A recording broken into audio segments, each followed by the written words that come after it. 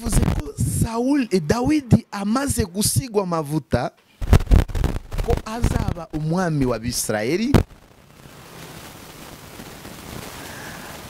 Sawuli amugirira iki? Ishari.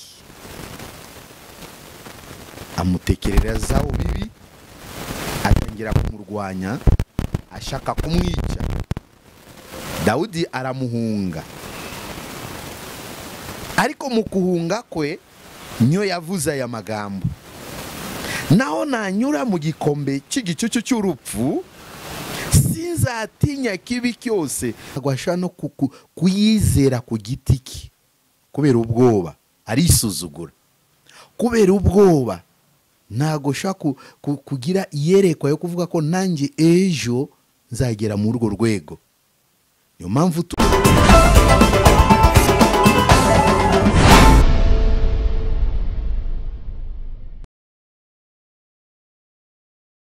turabashubuje iki gitondo cyiza. Mana yatugiriye neza, ituhaye ubuntu bwo kuhagarara imbere yanyu. Nitwa Serugendo Dismas, tukaba dukorera umurimo w'Imana mu itorero ritwa Pentecote de Réveil Philadelphia. Mana yatugiriye ubwo buntu, twishimira imirimo yayo ikora ku manywa na nijoro. Ituhayite n'akanya gato yo kuganira ku bw'ijambo ryayo. Mana ni nziza bene data, Mana ishobora byose. Gihe cyose wiringiye Imana, ugomba kuhagara ku munara wawe ngo bikwiriye. Tugiye kuganira ku bw'ijambo rivuga ubwoba. Nabonye mu iyi minsi twatangiye umwaka dufite ubwoba, ariko umuntu usenga Imana ntabwo akwiriye kugira ubwoba. Munyabwoba ntabwo abasha kurwana urugamba abashe kunesha. Munyabwoba ntabwo ashobora kwinjira Kanani. Munyabwoba ntabwo ashobora no kuyizera ku giti cye kubera ubwoba, arisuzugura kubera ubwoba. Ntabwo ashobora kugira iyerekwa yo kuvuga ko nanjye ejo nzagera muri urwo rwego. Niyo mpamvu tugomba kurwana ikintu kita ubwoba, kandi nabonye umwuka wa Satani adusunikiye ubwo bwoba tugendane nayo ku uyu mwaka. Ariko mu izina rya Yesu ntago tugomba kwemera ikintu kita ubwoba ku buzima bwacu. Nimba ari gahunda wagambiriye gukora uyu mwaka, tera intambwe, kiranukira Imana, senga Imana, Imana izabigufashamo. Tugiye kusoma ijambo ry'Imana kuri Zaburi igice cya 23 murongo 1-4. Dawidi aratubwira iki? Uziko Dawidi yaje kuba mwami wa Bisirayeli, ariko mbere asigwa amavuta na Samueli, nawe yaciye mu bibazo. Amaze kwica Goliate, Sawuli yamugiriye ikintu kitwa ishari, atangira kwifuza kumwica. Dawidi arahunga. Muko kuhunga kwe yagiye afite ibyiringiro gusa mbere y'Imana ko Imana yamufashe. Mugiye yahunze, nize ko niyo yanditse aya magambo. Ahunga Sawuli aravuga iki? Naho nanyura mu gikombe cy'igicucu cy'urupfu, sinzatinya ikibi cyose, kuko ndi kumwe nawe. Ishimbo yawe n'ingoni yawe nibyo bimpumuriza. Ayo ni magambo ya Dawidi. Naho nanyura mu gikombe cy'igicucu cy'urupfu, sinzatinya ikibi cyose, kuko ndi kumwe nawe. Ishimbo yawe n'ingoni yawe nibyo bimpumuriza. Tuvuze ko Dawidi amaze gusigwa amavuta ko azaba umwami wa Bisirayeli. Sawuli amugirira iki? Ishari. Amutekererezaho bibi, atangira kumurwanya, ashaka kumwica. Dawidi aramuhunga,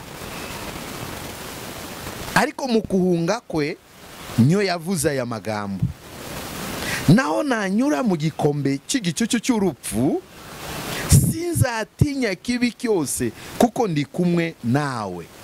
naho nanyura mu gikombe cy'igicucu cy'urupfu sinzatinya ikibi cyose kuko ndi kumwe nawe. Mundu w'Imana ndagwa kuriye kwimika ubwoba ku buzima bwe.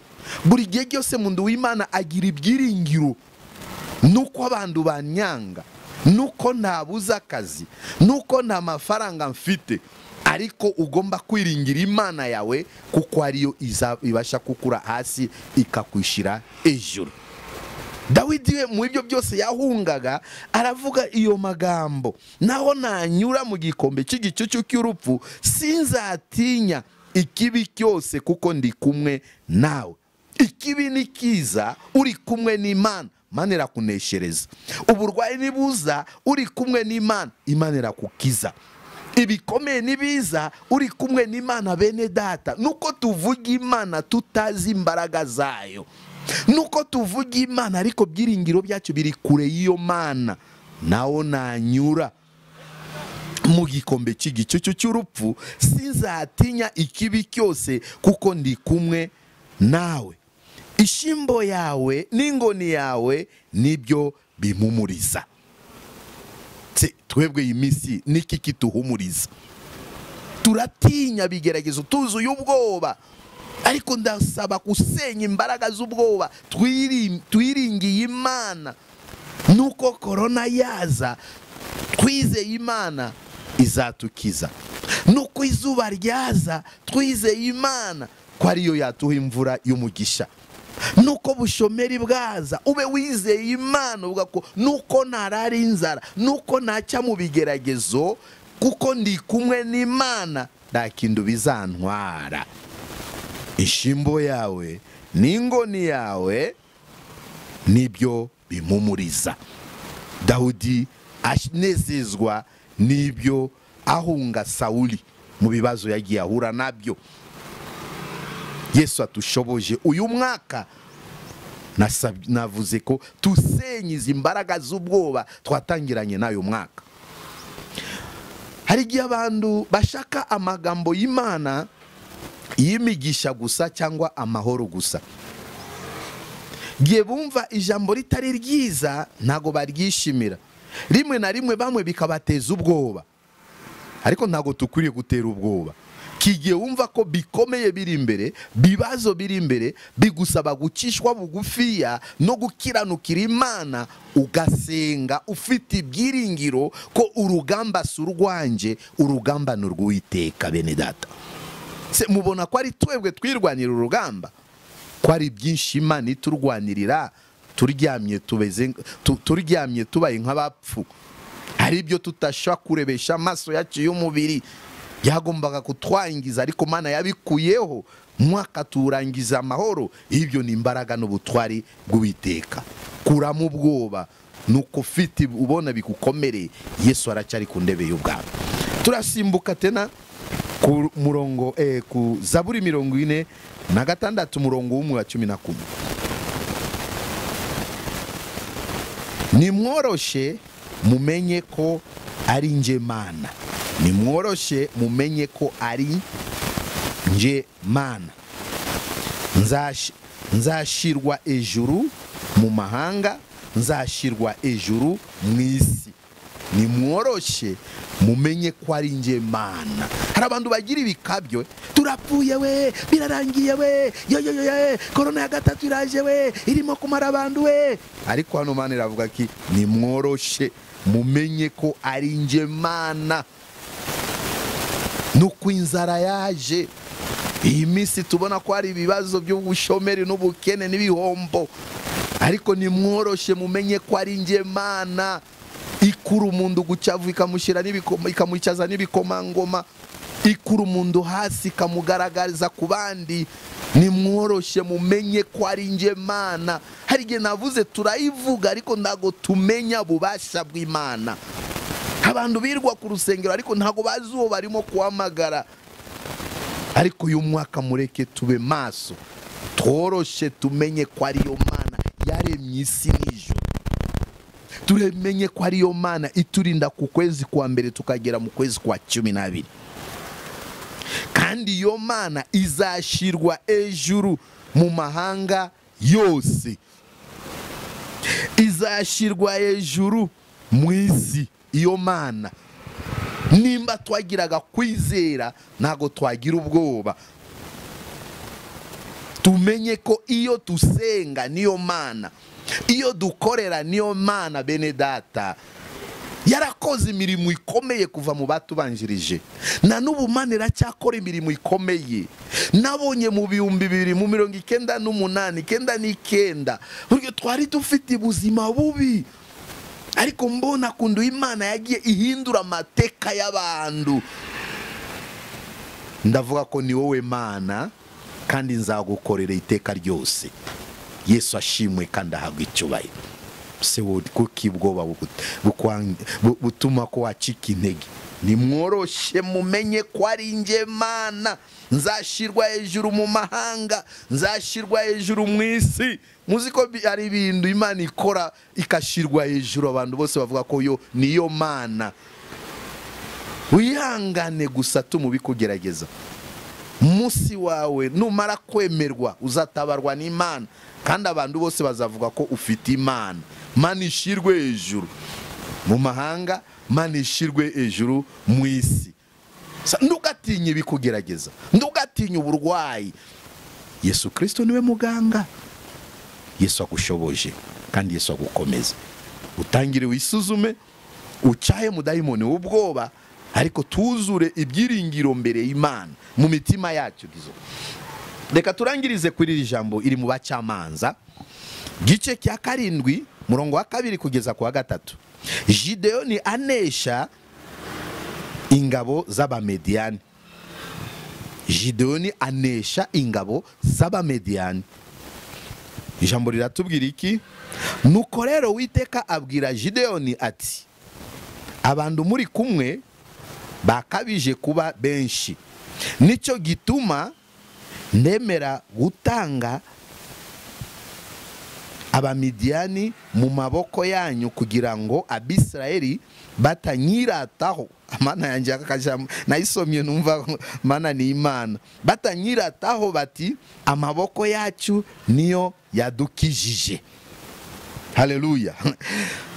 Umurongo wa 3 uravuga, none genda ujye imbere y'ingabo urangure uti, utinya wese muri mwe utinya wese muri mwe akahinduka umushitsi nave ku musozi Galiyadi atahe. Nuko abantu inzovu 2 n'ibihumbi 2 barataha, asigara inzovu 1. Mwami Yesu ahabwa icyubahiro.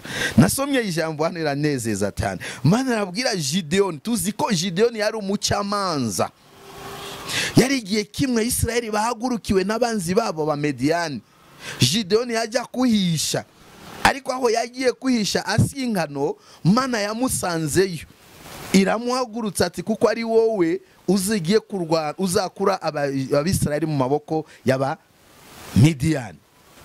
Mburo rugamba yo kurwana n'Abamidiyani bari babujije Abisirayeli amahoro.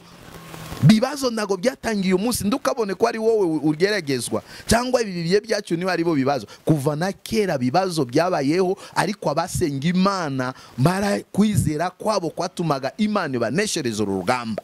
Niyo mpamvu uyu mwaka mureke twizera Imana, kuko rugamba surwacu tukure mu bwoba, tushire byiringiro ku mitima yacu. Uwiteka abwira Gideoni ati, abantu muri kumwe barakabije kuba benshi. Mana ndagwe kora ibintu mu bwinshi cyangwa mu mbaraga z'abantu. Nicyo gituma nemera gutanga Abamediyani mu maboko yanyu kugira ngo Abisirayeli batanyirataho bati amaboko yacu niyo yadukijije. Abantu muri kumwe nabo ni benshi, nanjye ndabireba navuga ko sinabatanga Abamediyani mu maboko yanyu. Ejo nejo Abisirayeli bataza kunyirataho bavuge ko amaboko yabo niyo yabakijije Abamediyani. Ariho abantu baribagiwe aho Imana yabakuye. Ariho abantu bamaze kubona butabazi bw'Imana, bo birata amaboko yabo.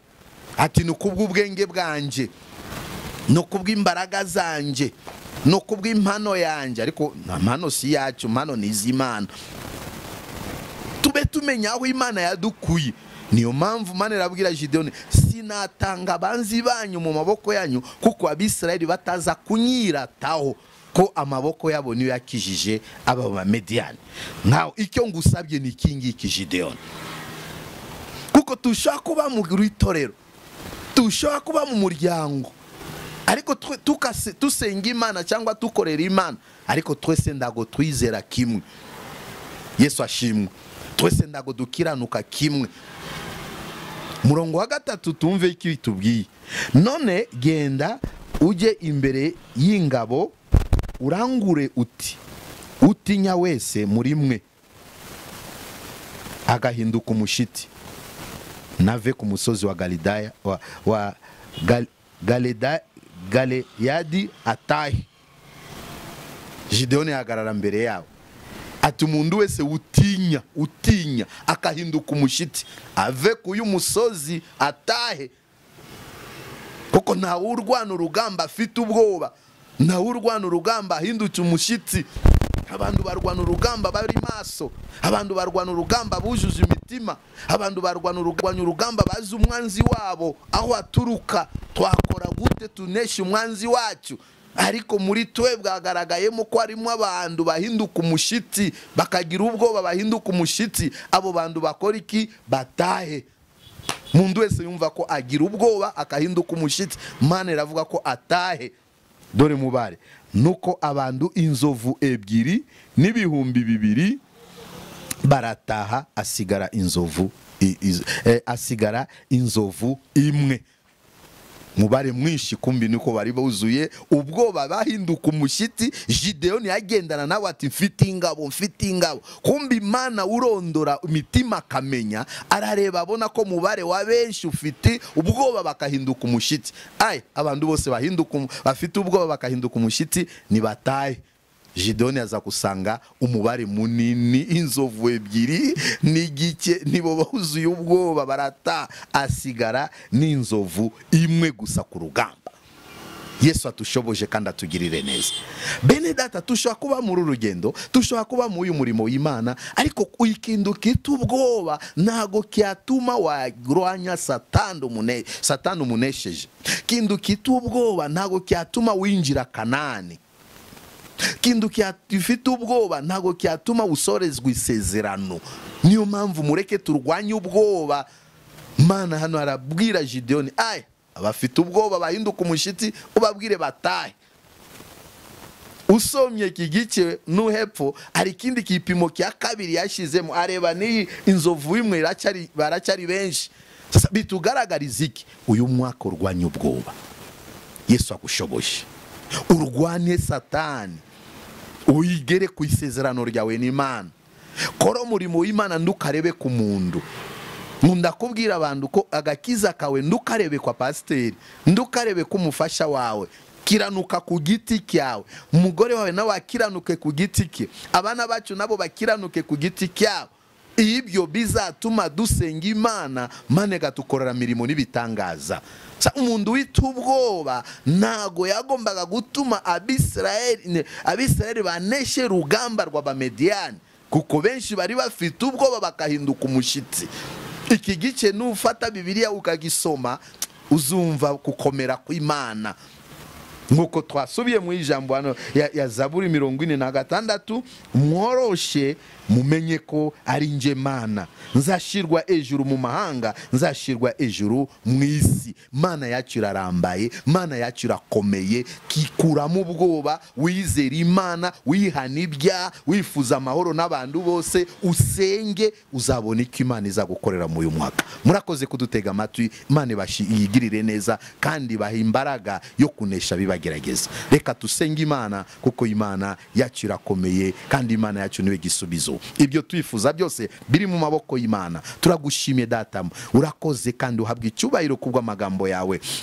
waturinze myaka 2 yose ishize turwana n'uburwayi bwa corona, waraturinze wabanye natwe Kristo, nuko aje mu kindi kiteza abantu ubwoba, ariko uriho kandi uzahoraho Mana. Niyo mpamvu tufashe udukure mu mitima y'ubwoba, abari mu mahanga bakuru mu bwoba, ari bari muri Afrika bakuru mu bwoba, mu iki gihugu cyacu dukure mu bwoba, matorero yakure mu bwoba, bakozi bawe dukure mu bwoba, banyamasengesho dukure mu bwoba, utweze dutunganye dukuremo ikizira data, ubwoba no kuhinduka umushitsi. Abantu bafite ubwoba kubw'ubuzima, abantu bafite ubwoba kubw'uburwayi, abantu bafite ubwoba kubw'ubuzima bw'abana, ariko uriho Mana, udushoboje, udukomeze. Wibuke isezerano ryawe mu itorero, wibuke isezerano ryawe mu bakozi bawe, wibuke isezerano ryawe mu basenga, ubagirire neza uyu mwaka. Twirukanye uburwayi, twirukanye inzara, twirukanye izuba yo guteza ibibazo, twirukanye imvura yo kwica no kwangiza. Ugushi imvura mu gihugu, imvura y'umugisha, abazatera imbuto y'umwaka bazabona umusaruro mwiza, abagiye gukora imishinga zitandukanye Mano bashigikire, bakuriremo igihombo mu izina rya Yesu. Fasha ababye batwitse bafite ubwoba, fasha bamwe bana batangiye amashuri ubwoba bukurweho nawe. Twirukanye ubwoba mu mitima yabera, twirukanye ubwoba mu itorero, twirukanye ubwoba mu miryango yacu, twirukanye ubwoba mu gihugu cyacu. Utuwe kwizera kuko ari we Mana usumba byose. Turagushimye, reka byose tubishize maboko yawe kandi udufashe tugirire neza mu izina rya Yesu, amen. Mana ibaho umugisha, murakoze kandi Yesu abashoboje. Nitwa Serugendo Dismas. Nimero za telefone zacu nimba ari icyo watubaza cyangwa ukatugirira natwe inama ni